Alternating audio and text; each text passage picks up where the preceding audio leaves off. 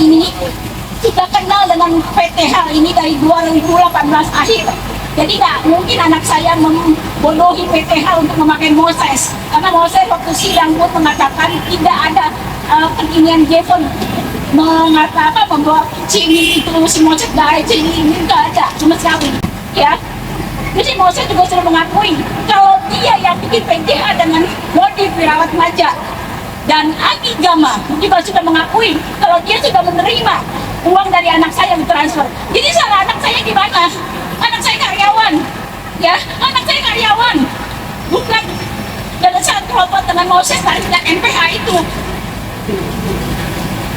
Sedangkan Moses itu sudah digurung selama 60 hari, bebas dengan P19 mati.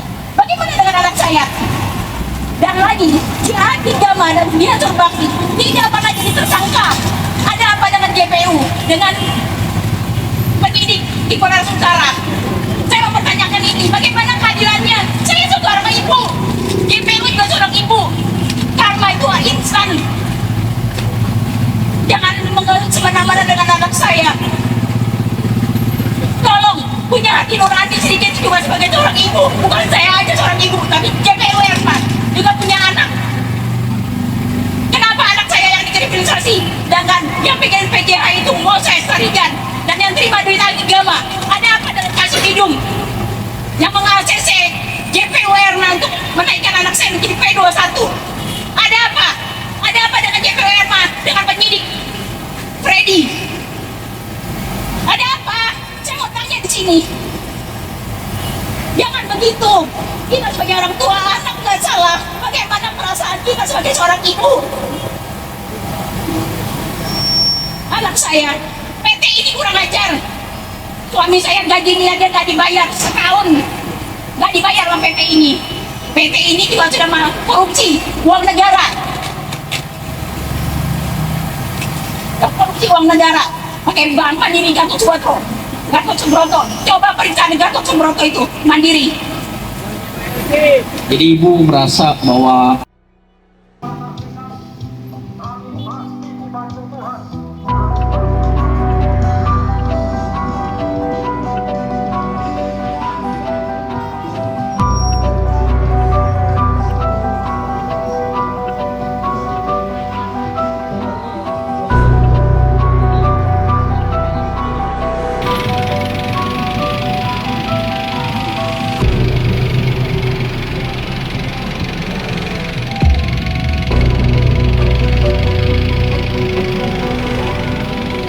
mahasiswa peduli hukum berdemonstrasi di depan kantor Kejaksaan Negeri Jakarta Utara Kamis 20 Maret 2025. Mahasiswa peduli hukum menganggap ada hal yang janggal pada perkara nomor 39 garing pidana biasa garing 2025 garing Pengadilan Negeri Jakarta Utara. Dalam sistem peradilan yang berkeadilan, hakim dan jaksa memiliki peran krusial sebagai penegak hukum yang harus berpegang teguh pada prinsip independensi, kejujuran, dan profesionalisme untuk menjamin pelaksanaan tugas yang bermartabat dan berintegritas.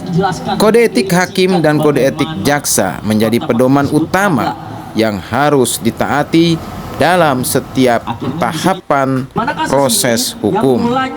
Dalam Undang-Undang Nomor 48 Tahun 2009 tentang kekuasaan kehakiman yang menegaskan bahwa hakim harus berpegang pada hukum dan rasa keadilan dalam masyarakat. Jika seorang hakim bertindak tidak independen, mengabaikan fakta persidangan, atau memutus perkara atas dasar tekanan politik dan ekonomi, maka ia telah melanggar kode etik dan wajib mendapat sanksi sesuai peraturan dan perundang-undangan yang berlaku. Dalam Undang-Undang Nomor 16 Tahun 2004 tentang Kejaksaan Republik Indonesia yang menyatakan bahwa jaksa wajib menjalankan tugasnya secara profesional, independen, dan tidak boleh menyalahgunakan kewenangannya. Seorang jaksa yang memaksakan tuntutan tanpa alat bukti yang cukup, mengabaikan fakta-fakta hukum dan saksi-saksi dalam persidangan, atau bertindak atas dasar kepentingan pribadi, maka dia telah melanggar kode etik dan harus dikenakan sanksi etik, bahkan harus diberikan hukuman. Kasus yang menimpa Jevon Varian Gideon dalam perkara nomor 39 garing pidana biasa garing 2025 garing PN Jakarta Utara kembali menuai kritik dari publik. Ketidakadilan dalam sistem peradilan tersebut sangat terlihat jelas. Jevon adalah seorang staf legal dari sebuah perusahaan sawit, yaitu PT Hutan Alam Lestari, yang kini dituntut oleh jaksa penuntut umum Erma Oktora 2,6 tahun penjara. Tuntutan Erma Oktora tersebut tidak didasarkan terhadap atau kepada analisis yuridis, melainkan tuntutan tersebut disinyalir adalah merupakan tuntutan pesanan sponsor. Dalam persidangan, saksi ahli Dr. Leni Nadriani, sarjana hukum magister hukum, menegaskan bahwa kasus ini merupakan perkara perdata murni karena berawal dari sebuah perjanjian jasa hukum antara PT Hutan Alam Lestari dengan firma hukum Moses Tarigan dan partner. Jaksa penuntut umum Erma Oktora tetap memaksakan tuntutan pidana terhadap Jevon Varian Gideon tanpa analisis yuridis yang tepat. Seolah mengapa dari perkara perdata kini digiring menjadi sebuah perkara pidana. Inilah kejanggalan dari apa yang dituntut oleh jaksa penuntut umum Erma Oktora. Selain itu, ahli hukum pidana Dr. Hendri Jayadi SHMH juga menyatakan bahwa seseorang tidak dapat dijerat pasal 378 KUHP Junto pasal 55 hanya karena mempromosikan jasa seseorang, meskipun terjadi permasalahan hukum antara pihak-pihak tersebut. Namun, dalam hal ini lagi-lagi menutup mata Erma, mengabaikan fakta-fakta persidangan dan bukti-bukti yang terungkap dalam persidangan. Kasus pidana hanya menuju kepada satu orang, hanya tertuju kepada satu orang. Apakah ini adanya kambing hitamkan?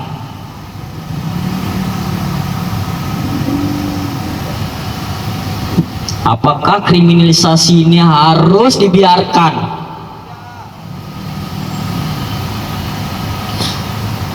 Tidak, karena itu adalah praktek dari KKN juga.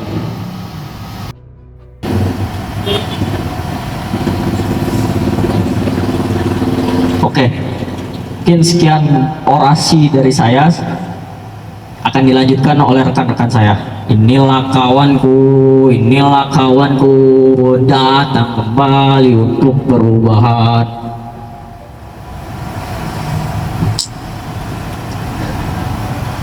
Assalamualaikum warahmatullahi wabarakatuh. Terima kasih teman-teman mahasiswa, terima kasih Bapak Polisi, terima kasih untuk sudah menjaga dan mengawal aksi demonstrasi kali ini yang tepat berada di Kejaksaan Negeri Jakarta Utara, di mana kita bisa lihat bahwa makin kesini makin bobrok saja produk hukum yang dikeluarkan dari negara kita, yaitu negara Indonesia. Kecacatan hukum itu makin terlihat jelas. Tidak adanya keadilan, tidak adanya. Saya tidak habis pikir dengan hukum yang ada di Indonesia ini. Betul tidak kawan-kawan? Dalam Undang-Undang Nomor 45 Tahun 2019 tentang Kuhp dan Kehakiman, di situ sudah jelas mengatakan bahwa hakim harus berpegang pada hukum dan rasa keadilan dalam masyarakat. Jika seorang hakim bertindak tidak independensi, mengabaikan fakta persidangan atau memusuhkan perkara atas dasar tekanan politik dan ekonomi, maka ia telah melanggar kode etik. Dari situ sudah jelas bahwa kasus yang telah teman-teman kaji ini adalah kasus pelanggaran kode etik daripada kehakiman, mencemarkan nama baik kehakiman. Betul tidak kawan-kawan? Lantas mau sampai kapan seperti ini? Kami melihat kurangnya dari pemikiran para hakim yang sudah head dah. Terus mewajibkan menjalankan tugasnya secara profesional, independen, dan tidak boleh menyalahgunakan kewenangan. Profesional, independen. Apa itu? Nggak ada. Kita sudah melihat, kita sudah mengkaji, teman-teman saya sudah mengkaji, tidak adanya independensi daripada kehakiman yang ada di negeri Indonesia ini. Betul tidak kawan-kawan? Makin kesini makin terlihat saja bobrokannya dalam produk hukum. Kecacatan makin lama makin malu. Indonesia terlihat daripada produk hukum yang cacat. Betul tidak kawan-kawan?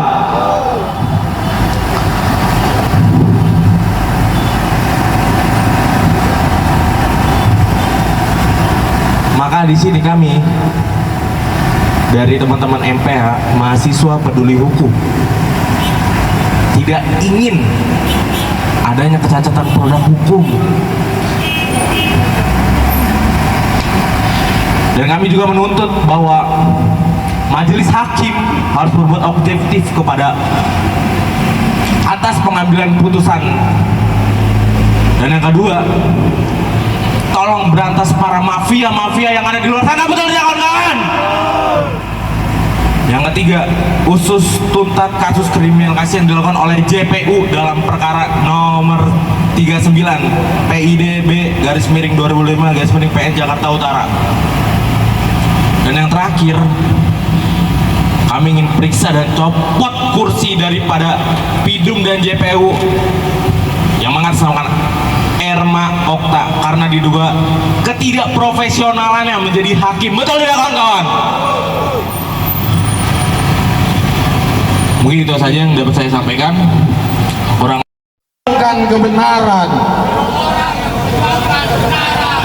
maka pastikan aku salah satu di antaranya. Jika ada 10 orang yang memperjuangkan kebenaran, maka pastikan aku salah satu di antaranya. Dan jika ada hanya satu orang yang memperjuangkan keadilan, maka pastikan dan saksikan akulah orangnya. Hidup mahasiswa, hidup masyarakat Indonesia ini dapat menggunakan hukum secara sebaik-baiknya dan secara seadil-adilnya. Jangan sampai citra kejaksaan yang sudah bagus sekarang rusak hanya karena oleh oknum-oknum yang ada di Kejaksaan Jakarta Utara. Itu tentu sangat merugikan kawan-kawan. Merugikan bagi masyarakat dan tentunya merugikan bagi instansi, begitupun negara. Pemberantasan mafia hukum harus tetap dilaksanakan, harus terus dilaksanakan. Prinsip hukum adalah equality before the law, semua sama di mata hukum. Jadi ketika ada hal-hal yang memang sekiranya menyimpang, maka itu harus ditindak tegas secara hukum. Dalam kasus ini yang terlibat ialah 4 orang. Dan yang jadi pertanyaan kita adalah kenapa hanya 1 orang yang menjadi terdakwa dalam dalam kasus pidana ini? Tidak adanya pemeriksaan terhadap Moses Rich Owen, Surbakti, yang padahal mereka juga terlibat dalam kasus ini. Apakah karena orang-orang ini ada hubungan langsung dengan kejaksaan? Entahlah. Itu hanya orang kejaksaan dan Tuhan yang tahu. Satu hal yang kita minta sebagai masyarakat peduli hukum, kita minta kejaksaan untuk memeriksa seluruh yang terlibat dan mengadili seluruh yang terlibat. Jangan sampai hanya karena salah satunya mengenal salah satu orang kejaksaan, maka ia menjadi kebal hukum. Indonesia merupakan negara hukum. Namun ketika hukum tidak bisa menjadi jaminan masyarakat untuk hidup aman, nyaman, dan tentram, apakah hukum masih akan menjadi fondasi dalam negara kita? Tentu saja tidak. Jika hukum sudah tidak menjadi lagi penting, apakah kejaksaan akan menjadi penting? Apakah kepolisian akan menjadi penting? Negara pun tidak akan menjadi penting adanya negara ketika hukum itu tidak ada. Maka dari itu, saya meminta kepada kejaksaan sebagai salah satu yang menjalankan instrumen hukum untuk melaksanakan tugas dan fungsinya sebaik-baiknya. Kami masyarakat peduli hukum menuntut kepada kejaksaan untuk memeriksa seluruh saksi dan mengadili semua yang terlibat tanpa pandang bulu.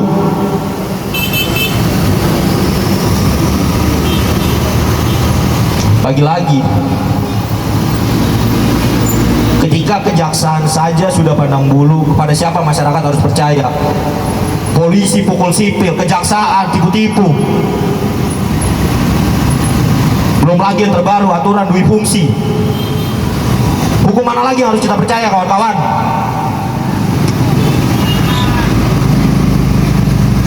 Maka dari itu, kami dari masyarakat peduli hukum sekali lagi menegaskan, berantas mafia peradilan yang ada di Kejari, Jakarta Utara. Usut tuntas kepada oknum-oknum JPU yang melanggar kode etik, dan periksa secara keseluruhan kasus pidana yang sedang dialami oleh Jevon. Periksa semua yang terlibat dan adili semua yang terlibat. Sekian, terima kasih. Wallahul muwaffiq ila aqwamit thoriq. Wassalamualaikum warahmatullahi wabarakatuh. Oknum-oknum yang ada di dalamnya dan memeriksa secara keseluruhan sesuai fakta hukum yang ada kepada seluruh yang terlibat dalam kasus pidana yang menjadikan Jevon sebagai terdakwa. Dalam salah satu persidangan, seorang saksi sudah menyatakan bahwasanya yang mendapatkan uang itu ada 4 orang, salah satunya ialah Jevon. Namun yang jadi pertanyaan, kenapa hanya Jevon yang menjadi tuntutan, yang menjadi terdakwa, sedangkan 3 orang lainnya tidak? Apakah ini hukum yang adil? Tentu saja tidak. Ini adalah suatu masalah. Ini adalah sedikit kasus, sedikit contoh kasus atas permasalahan hukum yang ada di negeri ini. Perbaikan dimulai dari kasus ini, maka perbaikan-perbaikan yang lain pun nanti akan mengikuti. Jika perbaikan itu tidak dimulai, mau sampai kapan masyarakat harus percaya terhadap hukum? Masyarakat harus percaya kepada jaksa, masyarakat harus percaya kepada polisi, masyarakat harus percaya kepada ABRI. Mau sampai kapan? Apakah Apakah sampai masyarakat melakukan revolusi? Tentu saja kita ingin semua negara aman, tentram, adil. Namun hal itu bisa tercapai ketika pemerintahan, instansi-instansi hukum menjalankan tugas dan fungsinya sesuai wewenang undang-undang. Jangan sampai idealisme kita hanya sampai kepada peraturan, tapi tidak sampai terhadap implementasi. Ini adalah suatu permasalahan yang Mana bahwasanya adanya dugaan kriminalisasi yang dilakukan oleh salah satu oknum, yaitu JPU Moktora.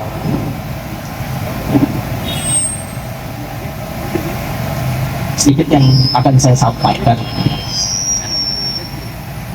Cek 1-2 ya. Kalau misalkan kenapa dipaksakan pidana yang terlibat itu hanya 1 orang dan yang 3-nya lagi itu kemana, ya kan? Padahal sudah menjadi saksi, bahwasanya sudah menerima dalam persidangan kesaksian, sudah menerima uang dan juga sudah bersaksi atas penerimaan tersebut, ya kan?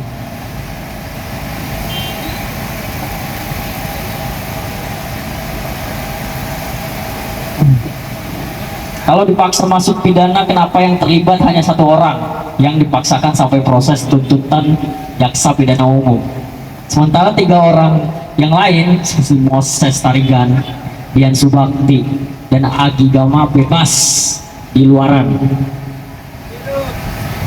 Moses Tarigan dilepaskan dari tahanan Polres Jakarta Utara karena masa penahanan 60 hari sudah habis dan penyidik tidak bisa melengkapi P19 dari JPU Moktora.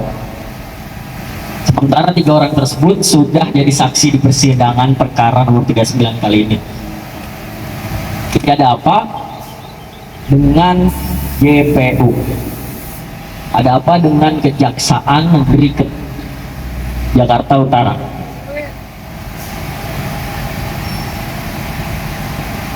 Kuat dugaan KKN. Jadi kami di sini mengusut, meminta kepada kejaksaan, dan bahwasanya akan terdengar kepada Kejaksaan Tinggi dan juga Kejaksaan Agung. Kasus ini akan dilaporkan kepada yang di atas 1 lebih tingkat dan juga bahkan di atasnya, supaya tidak ada lagi oknum, supaya bersih negara ini dari KKN. Setuju tidak kawan-kawan? Oke, maka dari itu hanya sedikit yang di sini turut hadir ibu dari terdakwa yang diduga adanya kuat kriminalisasi yang dilakukan oleh JPU. Oke, Ibu, selamat siang. Cek agak maju sedikit karena ini. Oke.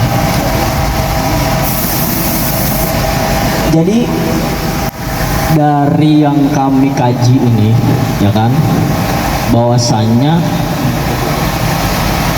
adanya kuat dugaan kriminalisasi yang diarahkan kepada anak ibu. Itu benar, ya kan?